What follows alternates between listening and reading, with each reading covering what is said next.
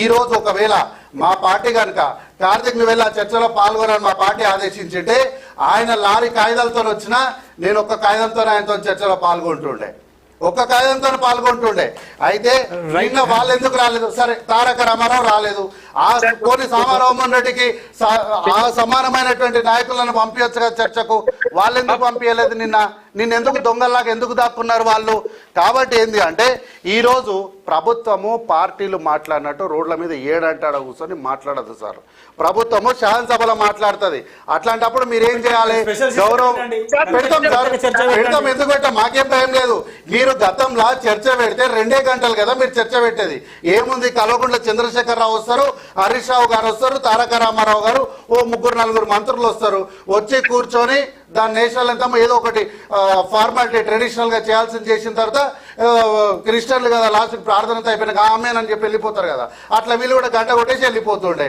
కానీ ఈరోజు శాసనసభ దాదాపు 15 గంటల పైచిల్కు, అంటే ఆల్మోస్ట్ 16-17 గంటలు. ఇట్లా రికార్డ్, అది దేశంలోనే రికార్డు స్థాయిలో శాసనసభ గంటలు నడిపించినటువంటి చరిత్ర మాకుంది.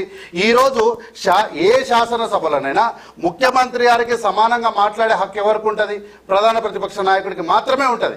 కానీ ఆ సూత్రాన్ని కూడా కాదని ప్రధాన ప్రతిపక్షం నుంచి ఎవరు చేయలేపితే వాళ్ళకి అవకాశం కల్పిస్తున్నాం కదా.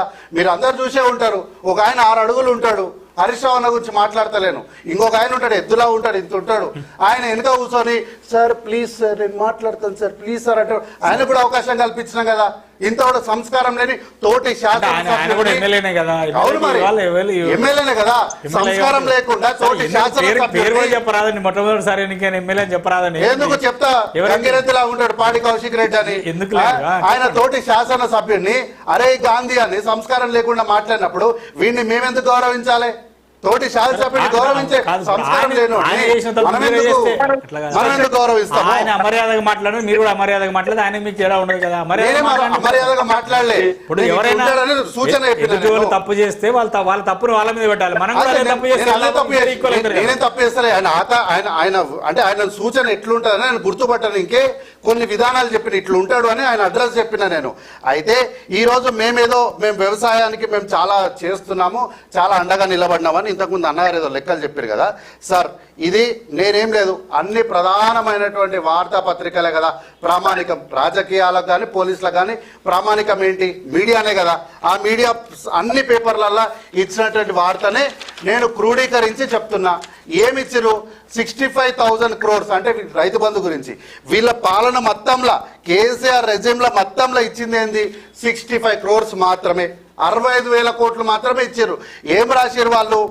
A staring 70 lakh farmers who benefited by 60,000 crores paid to them in 10 installments so far. 10 installments లో మీరు ఇచ్చింది ఎంత? 65 కోట్లు. అంటే నాన్ యావరేజ్ గా మీరు ఇచ్చింది ఎంత? దీన్ని డివైడ్ చేస్తే 5,500 చిల్లర కోట్లు మాత్రమే కదా మీరు ఇచ్చింది.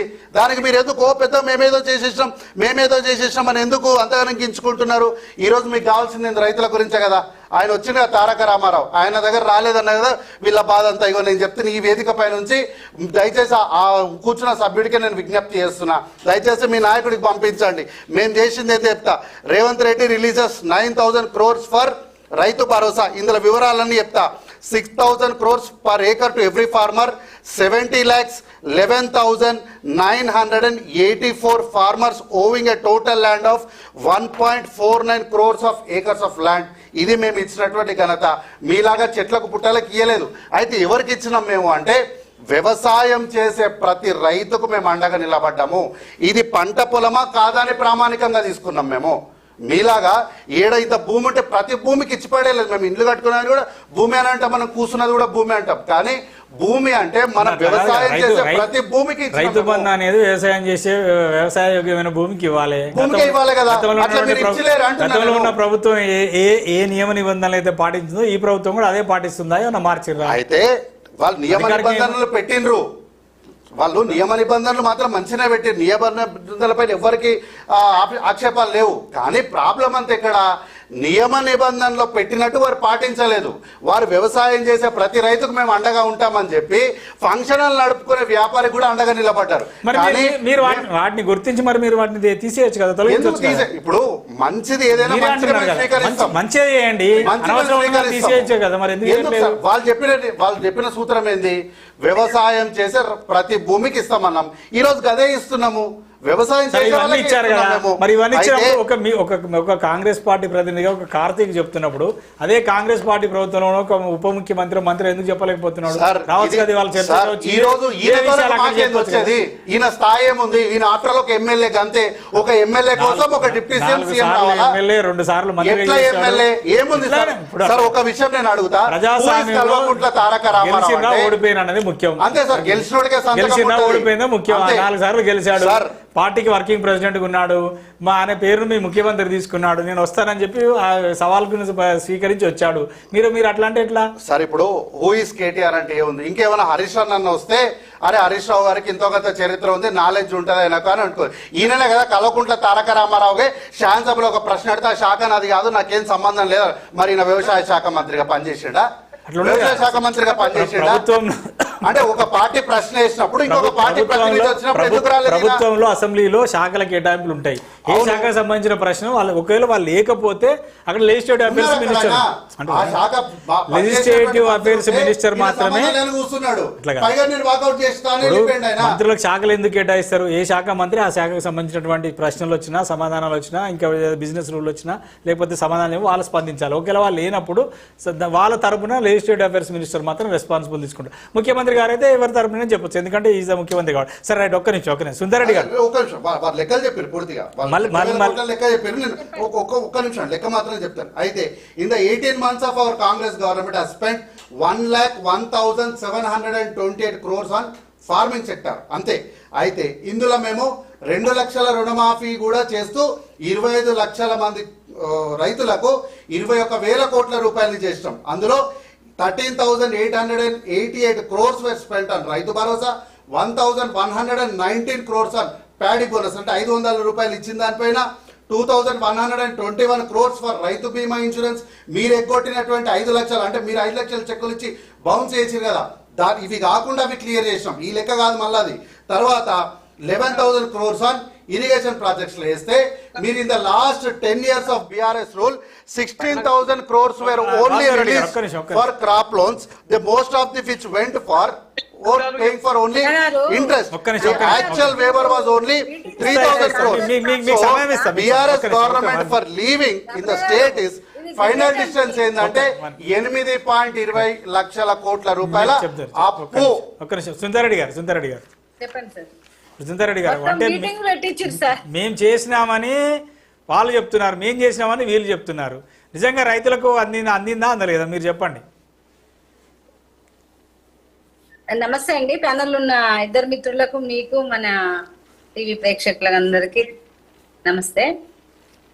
ఇప్పుడు ఇద్దరు కొట్లాడుతున్నారు తప్ప ప్రజలు అక్కడ పక్కకి వెళ్ళిపోతున్నారు. 11 సంవత్సరాలు పరిపాలన చేసి వాళ్ళు మర్చిపోయినారు ఎంత చేసింది ఏంది అనేది ప్రజల తీర్పు ద్వారా చెప్పేసిండ్రు. 9.5 ఏళ్ళే మేడం, ఇప్పుడు కలిపితే 11.5 ఏళ్ళు. అరే 9 ఏళ్ళే వేసుకుందాం, కొన్ని 9 సంవత్సరాల పరిపాలనలో ఏం చేసిండ్రు అనేది ప్రజలకు అవగాహనకు వచ్చిండ్రు, ప్రజలు తెలుసుకున్నారు వీళ్ళు ఏం చేసిండ్రు మనకు అనే దాని మీద వాళ్ళకు ఒక తీర్పు ఇచ్చిర్రు, అక్కడికి అది క్లోజ్. ఇప్పుడు వీళ్ళు ఏం చేసిండ్రు, వాళ్ళు ఏమి చెయ్యలేదు, అవన్నీ మేమే చేస్తాం అని చెప్పేసి అన్ని 100 days వాగ్దానాలు ఇచ్చిండ్రు.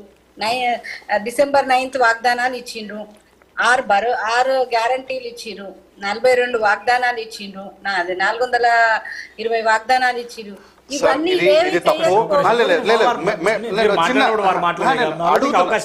ఒక చిన్న క్వశ్చన్ అంతే. 420 అన్నారు కదా మేడం, నేను ఒక్క ప్రశ్న అడుగుతా. 42 హామీలను ఫస్ట్ చెప్పిన తర్వాత 420 చెప్పానండి. వేగంగా మాట్లాడొద్దు, మాట్లాడ మీకు అవకాశం ఉంది. నువ్వు 100 చెప్పినావు, అర్ధగంట మాట్లాడినావు. నేను అడగాలంటే ప్రతి క్వశ్చన్ ఆన్సర్ అడగవచ్చు. మీరు మాట్లాడండి, మళ్ళీ వారితో మాట్లాడండి. మీరు మాటకు సమాధానం ఇచ్చుడు కాదు ఇక్కడ. మీరు మాట్లాడండి. మరి అదే చెప్తున్నా, నేను కూడా ఇంత పేపర్ రాసుకున్నా నువ్వు చెప్పినవి. మరి ఇక నేను నువ్వు మాట్లాడిన దానికి నేను క్వశ్చన్ వేసుకుంటే డిబేట్ అవ్వదు, రచ్చబండ అవుతుంది అది. మరి రైట్ మేడం మీరు మాట్లాడండి.